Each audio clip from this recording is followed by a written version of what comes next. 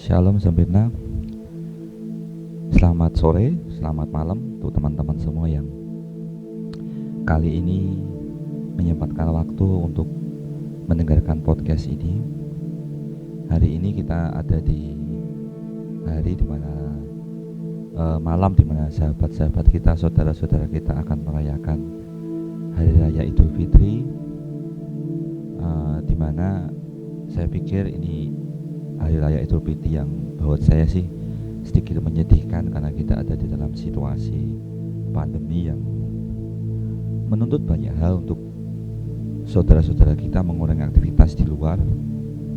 Biasanya kita tahu bahwa hari-hari seperti ini jalanan, pasar, mal-mal, pusat perbelanjaan semuanya ramai, tapi kali ini kita melihat pemandangan yang lain dari sebelumnya. Mungkin baru pertama kali seumur hidup kita melihat hal seperti ini. Tapi saya percaya tidak mengurangi sukacita buat saudara-saudara kita untuk merayakan hari kemenangan ini. Terlebih buat kita yang hari ini harusnya bisa mulai ibadah reguler kita setelah hampir 1 bulan lebih kita pending karena adanya pandemi ini. Tapi saya pikir saya mesti pending juga karena hari ini kita menghormati saudara-saudara kita yang merayakan Lebaran. Pastinya ada malam takbiran ini, walaupun mungkin tidak seperti tahun-tahun sebelumnya, tapi saya berjaga-jaga, mungkin ada jalan yang ditutup ataupun jam malam yang nantinya bisa menyulitkan kita semua yang datang ke gereja. Tapi saya percaya kita tetap mau ambil waktu untuk kita belajar kebenaran firman Tuhan sekarang ini. Saat ini saya mau coba menyampaikan apa yang jadi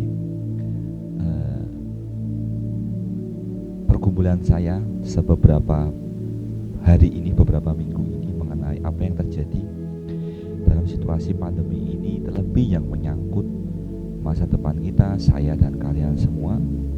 Tentunya ini jadi hal yang harus kita pikirkan bersama, harus kita renungkan bersama. Kenapa kita mesti berpikir ke depan untuk menyikapi pandemi ini?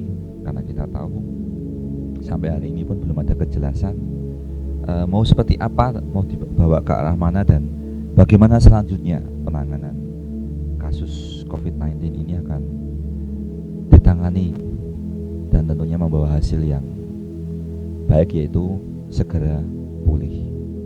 Tapi saya percaya kita mesti jadi anak-anak Tuhan yang punya pengharapan dan juga tetap berpegang teguh pada apa yang pemerintah saat ini fokuskan, yaitu kita social distancing dan stay healthy, jaga kesehatan kita. Oke, satu hal yang jadi pergumulan saya beberapa minggu ini yaitu bagaimana menyikapi sebuah kalimat yang baru-baru ini muncul yang mungkin teman-teman juga tahu, yaitu a new normal, ya. Jadi saya mau bicara tentang facing the new normal, apa yang harus kita kerjakan ketika kita menghadapi sesuatu yang baru, budaya baru yang akan dibentuk karena adanya pandemi ini. Nah, berbicara tentang sebuah budaya baru, di dalam Alkitab pun bangsa Israel pernah diperhadapkan dalam situasi yang sama. Bukan sebuah penyakit, tetapi sebuah kejadian di mana kalau kita tahu bahwa bangsa Israel diperbudak oleh Mesir hampir lebih dari 400 tahun, atau mungkin tepatnya 430 tahun bangsa Israel diperbudak di tanah Mesir, tentunya oleh bangsa Mesir. Nah, mungkin yang jadi pertanyaan kita semua, kenapa sih bangsa Israel bisa diperbudak oleh Mesir? Toh itu kan berbeda wilayah, kenapa bisa ada kejadian itu? Nah, kita mau siapkan Alkitab kita, yang buka handphone, yang punya Alkitab fisik, mau kita baca di dalam Keluaran 1 ayat 1. Kenapa bangsa Israel bisa diperbudak oleh bangsa Mesir? Saya akan bacakan. Inilah nama para anak Israel yang datang ke Mesir bersama-sama dengan Yakub. Yakub itu siapa? Yakub itu ayah dari Yusuf. Mereka datang dengan keluarganya masing-masing. Ayat kedua, Ruben, Simeon, Lewi dan Yehuda, Isakar, Zebulon dan Benyamin, serta Naftali, Gad dan Asyer. Semuanya kepala keluarga beserta keluarganya. Seluruh keturunan yang diperoleh Yakub berjumlah 70 jiwa. Jadi siapa yang datang pertama kali ke Mesir itu bangsa Israel, keluarganya Yakub dan anak-anaknya berjumlah 70 jiwa. Tetapi Yusuf telah ada di Mesir. Kita tahu bahwa Yusuf dibuang oleh saudara-saudaranya dan lebih dulu datang ke Mesir dan membuat Mesir kaya raya. Kemudian matilah Yusuf. Yusuf ini saudara paling kecilnya, serta semua saudara-saudara dan semua orang yang seangkatan dengan dia. Dia yang datang 70 orang jiwa tadi. Orang-orang Israel beranak cucu dan tak terbilang jumlahnya. Mereka bertambah banyak dan dengan dahsyat berlipat ganda, sehingga negeri itu dipenuhi mereka. Negeri Mesir dipenuhi orang Israel.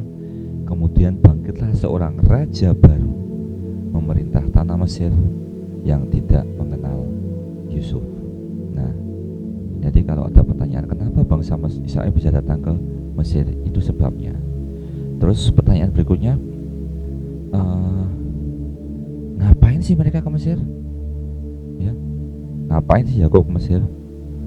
Kok jauh-jauh 7 bulan datang ke Mesir, kenapa? Nah, kita baca di Kejadian 41. Kita buka kitab kita, Kejadian 41 ayat 56 sampai 57. Kalau dipertanya-tanya kenapa bangsa Mesir diperbudak, terus kenapa sih bangsa Israel diperbudak Mesir, terus kenapa bangsa Israel datang ke Mesir, ini dia. Ayat 56 saya baca. Kejadian 41 ayat 56 dan 57. Kelaparan itu merajalela di seluruh bumi. Maka Yusuf yang saat itu ada di Mesir, yang membuat Mesir kaya raya berlimpah dengan sumber daya alamnya, maka Yusuf membuka segala lumbung dan menjual gandum kepada orang Mesir, sebab makin hebat kelaparan di tanah Mesir. Juga di seluruh bumi datanglah orang Mesir, juga dari seluruh bumi datanglah orang ke Mesir. Jadi semua dari orang seluruh dunia, termasuk tadi Yakub dan keluarganya datang ke Mesir. Datang ke Mesir untuk membeli gandum dari Yusuf, sebab hebat kelaparan itu di seluruh bumi. Karena apa bangsa Israel datang ke Mesir? Karena kelaparan terjadi di seluruh bumi. Makanya mereka mencari gandum ke negeri Mesir. Nah, kenapa sih bangsa Israel dijajah Mesir atau diperbudak Mesir? Pertanyaan ini kembali muncul. Kenapa bangsa Israel diperbudak? Yaitu kita kembali ke Keluaran 1 ayat 9. Tadi kan dikatakan bahwa muncullah raja baru dan orang-orang seangkatan dari keluarga Yakub telah meninggal. Keluaran 1 ayat 9. Berkatalah raja itu kepada rakyatnya, bangsa Israel itu sangat banyak dan lebih besar jumlahnya daripada kita. Marilah kita bertindak dengan bijaksana terhadap mereka, supaya mereka jangan bertambah banyak lagi. Dan jika terjadi peperangan, jangan bersekutu nanti dengan musuh kita dan memerangi kita, lalu pergi dari negeri ini. Sebab itu pengawas-pengawas roti kerja paksa, kita tahu ya, ditempatkan atas mereka untuk menindas mereka dengan kerja paksa. Mereka harus mendirikan bagi Firaun kota-kota perbekalan, yakni Pitom dan Ramses. Tetapi makin ditindas, makin bertambah banyak dan berkembang mereka, sehingga orang merasa takut kepada orang Israel itu. Lalu dengan kejam orang Mesir memaksa orang Israel bekerja ayat 14, dan memahitkan hidup mereka dengan pekerjaan berat yang berat. Dipaksa dengan kerja berat untuk mengerjakan tanah liat dan batu bata dan berbagai-bagai pekerjaan di padang. Ya, segala pekerjaan yang kejam dipaksakan orang Mesir kepada mereka itu. That's why bangsa Israel diperbudak bangsa Mesir. Kita belajar dari ketiga ayat tadi, kenapa sih bangsa Israel bisa datang ke Mesir? Ngapain sih mereka datang ke Mesir, dan kenapa kok bisa diperbudak oleh bangsa Mesir itu? Kenapa? Nah, Apa hubungannya dengan new normal? Kita tahu setelah kejadian ini muncullah seorang tokoh bernama Nabi Musa yang lahir di tengah-tengah bangsa Mesir itu dan melihat bangsanya diperbudak dan dilakukan kejam oleh Mesir, sehingga muncullah niat dia untuk membantu, tetapi ketahuan dan lalu dia harus lari dari Mesir dan bersembunyi di sebuah tempat selama 40 tahun juga. Nah, kemudian Tuhan menyuruh Musa untuk datang ke Mesir membebaskan bangsa Israel. Nah, kenapa hubungannya dengan new normal? Kita mau bicara tentang normal itu dulu. Apa arti normal? Normal, saya buka di dalam Wikipedia. Menurut kamus English Dictionary Oxford University, normal didefinisikan yaitu sebagai sesuatu yang standar. Definisi lain yang mungkin adalah seseorang yang sesuai dengan perilaku dominan dalam masyarakat. Nah, hal ini dapat disebabkan oleh berbagai alasan seperti perilaku imitatif yang sederhana, penerimaan sengaja atau tidak konsisten dengan standar masyarakat, takut penghinaan atau penolakan, lebih ke arah budaya. Nah, kriteria orang normal dalam Wikipedia juga disampaikan memiliki perasaan aman, perhatikan, memiliki perasaan aman yang wajar, mampu berkontak dengan orang lain dalam bidang kerja, di tengah pergaulan dan dalam lingkungan keluarga, mampu berkontak dengan orang lain dalam bidang kerja, di tengah pergaulan dan dalam lingkungan keluarga. Itu definisi normal yang kita mau pegang pertama kali. Sebuah budaya yang dianggap wajar oleh lingkungan sekitar kita. Nah, kita tahu apa yang kita bicarakan di sini adalah sebab dari impact dari sebuah pandemi COVID-19 yang sedang terjadi di bangsa kita dan seluruh dunia. Apa yang hubungannya dengan normal? Kita tahu sebelumnya kita mengenal batas-batas normal dalam sebuah pergaulan. Karena adanya COVID ini muncullah banyak peraturan, terlebih yang pertama kali yaitu social distancing. Kita menjaga jarak dengan orang lain. Kita tidak boleh sekolah lebih dulu, tidak boleh bekerja, tidak boleh beribadah di dalam gereja. Kita mesti banyak waktu di rumah, ya kan? Itu sudah jauh dari kata normal. Bagaimana enggak ketika kita biasa sekolah secara reguler, kita datang ke sekolah, sekarang diganti sekolah online. Bekerja juga sama, harus bekerja dengan online. Tidak boleh ketemu orang, bersalaman pun sekarang sesuatu yang tidak normal lagi. Dahulunya itu normal, kita bersalaman dengan orang siapapun itu normal. Itu wujud dari bangsa kita bahwa kita punya budaya yang ramah. Bersalaman adalah salah satu contohnya. Kita ramah dengan orang lain, ketemu orang lain kita salaman. Tapi sekarang ini terbalik, itu semua tidak normal. Dan lebih luar biasa lagi, ketika kita beribadah reguler pun sekarang itu dianggap dalam tanda kutip tidak normal. Kita mesti ibadah secara online via streaming YouTube, seperti yang sudah kita kerjakan beberapa bulan ini, hampir 2 bulan lebih kita beribadah via online. Termasuk hari ini kita masih online dengan mendengarkan apa yang saya sampaikan ini. Nah, tadi dikatakan kriterianya mampu berkontak dengan orang lain dalam bidang kerja, di tengah pergaulan dan dalam lingkungan keluarga. Itu sesuatu yang normal yang tadinya. Tapi setelah pandemi ini ada sesuatu yang itu semua tidak normal, dianggap abnormal. Ada warung abnormal, ini pelaku yang abnormal. Semua orang harus social distancing. Nah, hari ini ketika kita bertemu dengan orang lain, bawaannya selalu curiga, dari mana dia, kita mesti selalu bawa hand sanitizer, cuci tangan, jaga jarak aman 1 meter lebih, ya. Bekerja di rumah pun itu sekarang sudah oke. Nah, itu sama dengan yang dihadapi bangsa Israel ketika mereka ada di dalam Mesir. Mereka hidup secara tanda kutip normalnya mereka. Mereka bekerja walaupun bekerja paksa, tapi itu normalnya mereka. Mereka berkembang, bahkan kita baca tadi semakin ditekan tidak semakin sedikit, tapi malah semakin banyak. Berarti mereka merasa nyaman di situ. Bangsa Israel merasa nyaman di Mesir walaupun dengan kondisi yang tertekan. Nah, itu normalnya mereka karena mereka bisa makan di situ, karena kita tahu Mesir berkelimpahan gandum, ya. Bahkan selama 430 tahun mereka rela diperbudak, tapi mereka merasa nyaman. Mereka dapat makan, dapat tempat tinggal, semuanya ada. Nah, tapi itu semua bukan menjadi tujuan Allah terhadap bangsa Israel. Mereka harus keluar dari situ dan dibawa ke tanah perjanjian, yaitu Kanaan, tanah yang sudah dijanjikan Tuhan kepada bangsa Israel. Itu purpose-nya Tuhan buat bangsa Israel.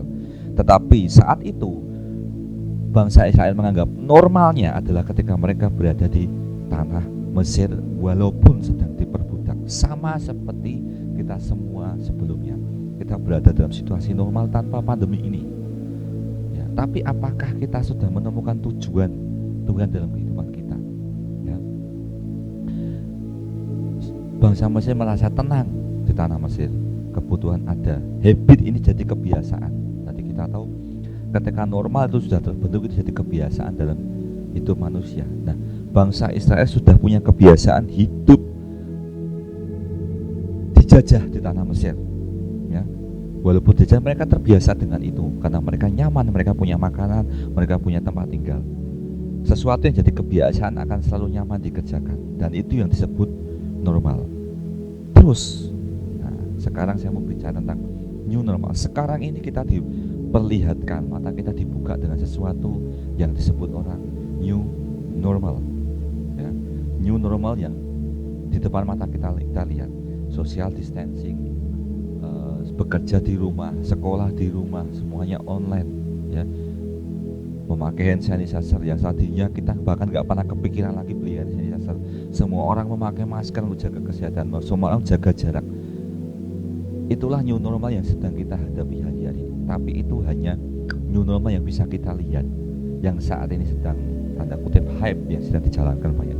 Tetapi yang lebih penting lagi, seperti bangsa Israel, bahwa ada sesuatu yang sudah Tuhan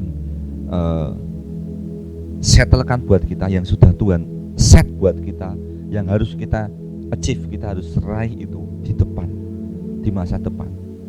Bangsa Israel tidak boleh ada di tanah Mesir. Tujuan Tuhan adalah memindahkan bangsa Israel dari tanah Mesir ke tanah Kanaan. Dan Dia menyuruh Musa. Dan hari ini kita ada di situasi itu juga. Dan apa yang terjadi ketika bangsa Mesir dibebaskan oleh Musa, ya, keluar dari Mesir, tidak semudah yang dibayangkan.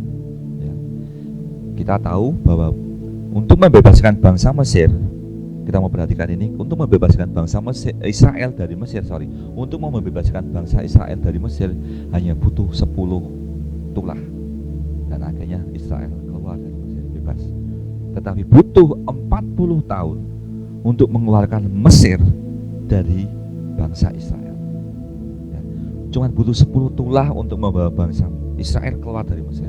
Tetapi butuh 40 tahun lamanya muter-muter di padang gurun untuk mengeluarkan Mesir dari bangsa Israel, untuk membuang kebiasaan dari bangsa Mesir, dari bangsa Israel, untuk membuang sesuatu yang dikatakan nyaman dari bangsa Israel, untuk membuang sesuatu yang dikatakan normal oleh bangsa Israel, menuju sesuatu yang sudah Tuhan janjikan, yang mereka sebut waktu itu adalah new normal. Ya. Mereka belum melihat apa itu tanah Kanaan. Mereka cuma percaya ketika mereka bebas dari Mesir. Tapi kita tahu kalau kita baca di tengah-tengah padang gurun, ketika mereka sedang dibawa Musa jalan padang gurun keluar dari Mesir. Kalau kalian baca di Alkitab, hampir setiap hari bangsa Israel isinya mengeluh, protes, komplain kepada Musa. Apa yang dikatakan mereka selalu sama, bahwa mereka mending mati, ya, mending mati di tanah Mesir, tapi daripada hidup tidak punya kepastian di padang gurun. Mereka selalu komplain tiap hari. Di tengah padang gurun, bangsa Israel bahkan pernah ngomong lebih baik jadi tahanan di Mesir daripada hidup dalam ketidakjelasan, menunjukkan bahwa mereka tidak punya iman. Mereka nggak tahu bahwa Tuhan sudah persiapkan sesuatu yang baru, yang disiapkan Tuhan yang lebih baik lagi, yaitu purpose mereka, tujuan mereka, yang mereka sebut waktu itu adalah new normal. Ya, new normal, sesuatu yang tidak pernah kita lihat bukan berarti tidak bisa jadi sesuatu yang normal buat kita. Catat ini, sesuatu yang belum pernah kita lihat bukan berarti tidak bisa menjadi sesuatu yang normal buat kita. Karena hari ini kita melihat sesuatu yang tidak pernah kita lihat sebelumnya. Ya. Tidak boleh sekolah, tidak boleh ibadah di gereja, di tempat ibadah, tidak boleh bersalaman, menjaga jarak dengan orang, tidak boleh ada di dalam kerumunan. Hari ini kita lihat itu semua, sesuatu yang tidak pernah kita bayangkan, tapi hari ini jadi sesuatu yang normal buat kita. Ya.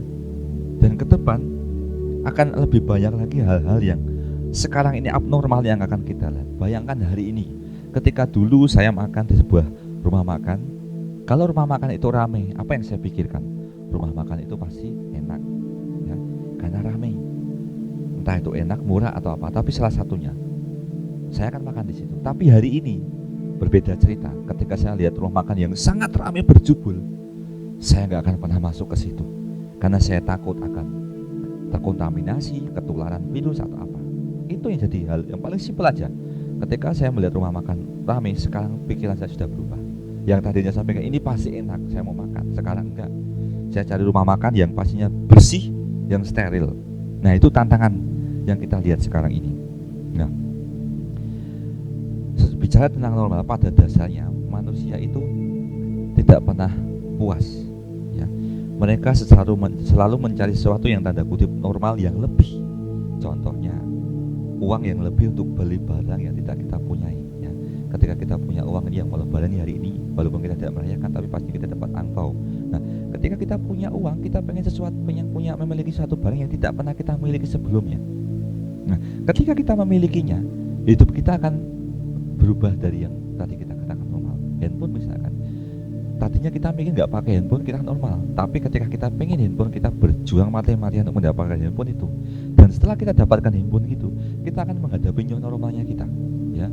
Tiap hari buka handphone terus, yang tadinya kita bisa mungkin membantu orang tua bekerja di rumah nyapu, tetapi karena kita punya handphone, new normal kita apa? Ada di depan handphone, lihat Instagram, YouTube, Facebook, apapun itu, chatting segala macam, itu new normalnya kita. Nah, itulah sebabnya kenapa manusia tidak pernah puas. Mereka selalu mencari sesuatu yang tanda kutip normal, yang baru, yang bisa memenuhi kepuasan mereka. That's why bangsa Israel protes terus, klaim terus pada Musa tiap hari. Nah, hari ini saya mau sharing sesuatu yang jadi tuntunan kita untuk menghadapi new normal ke depan. Fokus saya adalah kepada kalian yang hari ini sedang menuntut ada di jenjang pendidikan, yang menuntut pendidikan. Sekali lagi saya sampaikan, sesuatu yang belum pernah kita lihat bukan berarti tidak bisa menjadi sesuatu yang normal kita buat kita. Nah, hari ini saya mau sharing apa yang saya dapat dari literasi yang saya dengar, saya baca. Saya mau sampaikan kepada kalian semua untuk menjadi tuntunan kita menghadapi new normal between this pandemic. Sesuatu yang new normal yang di tengah-tengah pandemi ini. Saya fokus pada teenager, remaja yang saat ini sedang menempuh jalur pendidikan. Nah, ini yang harus dipersiapkan kalian selama 2-4 tahun ke depan untuk menghadapi yang namanya new normal, new era, dunia yang baru yang ada di depan mata kita. Ya. Saat ini Tuhan sedang mau meriset apa yang jadi planning kita saat resolusi awal tahun kita. Apa yang jadi rencana kita awal tahun kita sendiri yang tahu, ya kan? Apa yang jadi resolusi kita waktu awal tahun ini pengen kerja, tahun ini lulus dengan baik, tapi kenyataannya apa? Lulusnya baik, walau nggak ada tes, ya, mau kerja, maaf kata, saya bukannya, tapi ini sedikit agak susah karena hari-hari ini orang cari kerja susah karena banyak di PHK, ya kan. Yang naik kelas juga sama, mendapatkan nilai yang terbaik padahal nggak ada tes, ya kan. Hari ini besok kalian masuk, mungkin langsung naik kelas, langsung ganti kelas, langsung ganti guru, ya, mungkin ganti teman. Sama yang lulus hari ini, lulusan corona tanpa ujian nasional, hebat kan? Apa yang kalian planning di tahun Januari 2020 berubah total di belum sampai pertengahan, bahkan 3 bulan baru jalan 3 bulan sudah berubah. Nah, ini jadi tolak ukur kita bahwa kita mesti persiapkan apa yang kita persiapkan 2-4 tahun ke depan buat kita yang hari ini belajar di SMP, SMA, kuliah. Ya. Kita membuka Alkitab kita lagi bahwa di dalam 1 Petrus 2 ayat 9. Buka Alkitab kita di 1 Petrus 2 ayat 9. Tetapi kamulah bangsa yang terpilih, imamat rajani, bangsa yang kudus, umat kepunyaan Allah sendiri, supaya kamu memberitakan perbuatan-perbuatan yang besar dari Dia yang telah memanggil kamu keluar dari segala ini, dari kegelapan, memanggil kamu keluar dari kegelapan kepada terangnya yang ajaib. Memanggil kamu keluar dari kegelapan kepada terangnya yang ajaib. Ya. Dari bacaan ini kita harus menyadari bahwa hari ini pun kita sudah dipersiapkan Tuhan untuk menghadapi sesuatu yang lebih menantang lagi, lebih berat lagi, lebih berpengharapan lagi, lebih cerah lagi, ya, karena dia memanggil kita keluar dari kegelapan kepada terangnya yang ajaib. Yang pertama, yang untuk menuntun kita menghadapi 2-3 tahun, 4 tahun ke depan, yaitu adalah yang pertama, kita merubah cara pandang kita. Ya, mudah atau enggak? Tentunya tidak. Di Alkitab tadi juga mengatakan bangsa Mesir keluar dari tanah Mesir, bangsa Israel, bangsa Israel keluar dari tanah Mesir cuma butuh 10 tulah. Tetapi mengeluarkan Mesir dari Israel butuh 40 tahun namanya, karena sudah jadi kebiasaan. Nah, rubah cara pandang kita. Saya kasih satu berita, pimpinan Twitter di Amerika tentunya mengatakan bahwa setelah pandemi ini mungkin selesai, kelihatannya karyawan Twitter bekerja di rumah pun sudah nggak masalah. Jadi mungkin setelah ini nanti Twitter tidak akan menutup kantornya dan setiap karyawannya hanya bekerja di rumah. Itu sudah jadi sudah diteliti bahwa tidak ada perbedaan yang signifikan. Berarti ada sesuatu yang sama yang dikerjakan, tapi pastinya hasilnya juga sama, tetapi mereka pengeluarannya kurang karena nggak perlu kantor, nggak perlu pengeluaran biaya listrik. Nah, dan setelah ini berarti kantor Twitter tidak akan berisi orang, tapi mungkin ditutup karena semua karyawannya kerja di rumah. Nah, ini yang akan terjadi. Semua yang kita anggap normal sudah berubah. Tetapi apakah itu terjadi di Indonesia? Somehow, mungkin someday akan terjadi seperti itu. Suatu hari nanti kita akan menghadapi seperti itu, bahwa kerja secara online, meeting secara online, networking secara online, studi secara online, bekerja secara online, bisnis secara online akan jadi hal yang normal dan menjadi sesuatu yang menghasilkan saat itu. Nah, berubah cara pandang kita. Pendidikan yang kita jalani kita saat ini yang sudah masuk dalam universitas, kuliah, yang masih SMP, yang masih SMA, ingat, perhatikan ini, pendidikan yang kita jalani sekarang ini harus menjadi langkah awal kita untuk belajar punya prioritas dalam hidup kita. Kita mau komit belajar. Saya pastikan supaya kalian komit belajar 2-4 tahun ke depan. Kenapa? Kenapa? Karena apa yang kalian pelajari saat ini berbeda dengan apa yang dipelajari orang-orang 1 tahun yang lalu mungkin. Pendek sekali, cuma 1 tahun, bahkan beberapa bulan yang lalu. Apa yang kalian pelajari saat ini ke depan akan berbeda. Mungkin kalian akan belajar via online, maybe, karena kita nggak pernah tahu kan. Tetapi kalian mesti siap dengan itu. Nah, kita tahu sendiri, berpuluh-puluh tahun kita belajar secara reguler, tapi tiba-tiba belajar secara online, pasti konsentrasi kita beda dong. Yang kita lihat guru di depan mata kepala kita, sekarang kita lihat via HP, via komputer kita. Kita nggak menatap matanya langsung. Akan ada sesuatu yang lain, konsentrasi kita mungkin lain, ya. Apa yang ada dalam pikiran kita lain, diganggu kanan kiri. Tapi itu kan jadi akan menjadi kebiasaan kita, sama tadi seperti kalian Twitter, sudah jadi kebiasaan karena sudah beberapa bulan melakukan hal itu, jadi kebiasaan. Nah, hari ini, ya, cara belajar kita, kalian mesti punya prinsip, punya prioritas, kalian mesti komit benar-benar belajar. Apapun yang terjadi, walaupun kalian harus belajar via online, kalian mesti komit belajar, karena apa yang kalian pelajari ini akan berbeda, punya aplikasi berbeda ke depan. Ya. Ibadah online mengajari kita bahwa Tuhan sanggup menjamah kita dimanapun tempatnya. Ya. Kita belajar menyikapi hadirat Tuhan dimanapun tempatnya. Perasaan berbeda saat ibadah reguler dan via online sangat mempengaruhi. Pastinya biasanya di dalam gereja bersama teman-teman, kali ini cuma mungkin dengan keluarga sendirian mungkin. Tapi di sini kita belajar bahwa gereja bukanlah tempatnya, gereja bukan gedungnya, tetapi gereja adalah ibadah kita sendiri, persekutuan kita sendiri. Esensinya bahwa ketika kita datang menyembah Tuhan dimanapun tempatnya, kapanpun, itulah yang namanya gereja. Ya. Itulah yang namanya gereja. Hari ini kita belajar bagaimana menyikapi hadirat Tuhan dimanapun kita berada. Bukan gedungnya, gereja bukan where, tapi who, kepada siapa kita menyembah dan berserah. 2-4 tahun ke depan, ya, siapapun yang ada di dalam posisi saat ini belajar, jadikan belajarmu sebagai prioritas. Galilah informasi sebanyak mungkin di dunia ini. Pendidikan apa saja yang diperlukan di masa depan, bahkan mungkin harus sekolah di dalam rumah. Maksimalkan itu. Sekali lagi, ambillah informasi sebanyak mungkin, belajarlah sekeras mungkin, ya. Karena apa yang kalian terima saat ini berbeda dengan kakak kalian yang lalu, bahkan beberapa bulan yang lalu. Kalian akan menghadapi benar-benar dunia yang baru di depan sana, ya. Butuh sikap yang beda juga, bukan seperti hari-hari ini. Tetapi yang pasti kalian mesti maksimalkan. Kalau kalian ambil jurusan desain, jurusan ekonomi, jurusan public speaking, public relationship, jurusan pariwisata, apapun itu maksimalkan itu, ya. Saya tegaskan lagi, maksimalkan itu.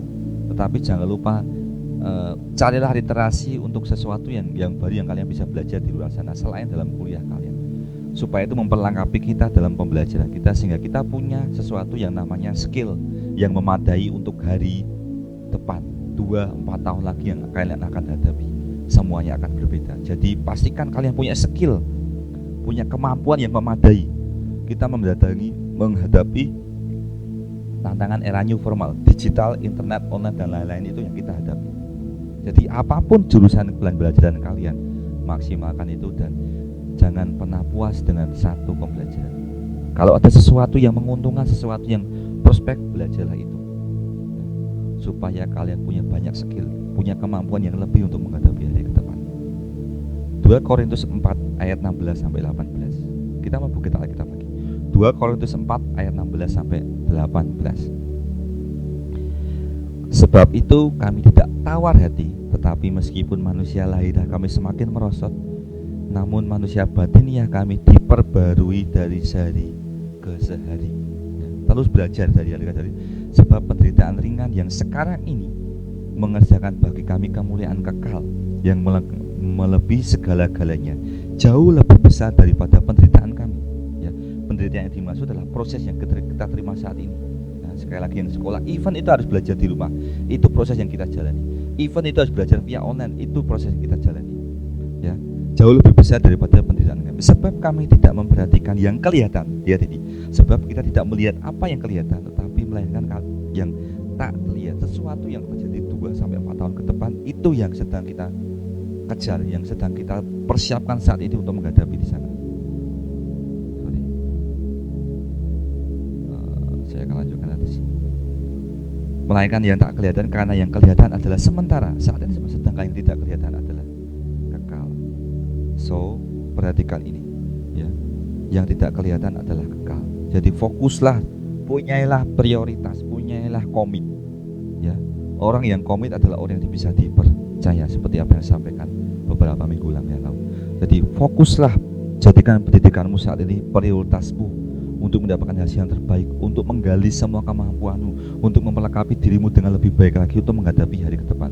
Percayalah, ketika kita benar-benar fokus dan komit dengan apa yang kita jalani dalam pendidikan, proses tidak mengkhianati hasil.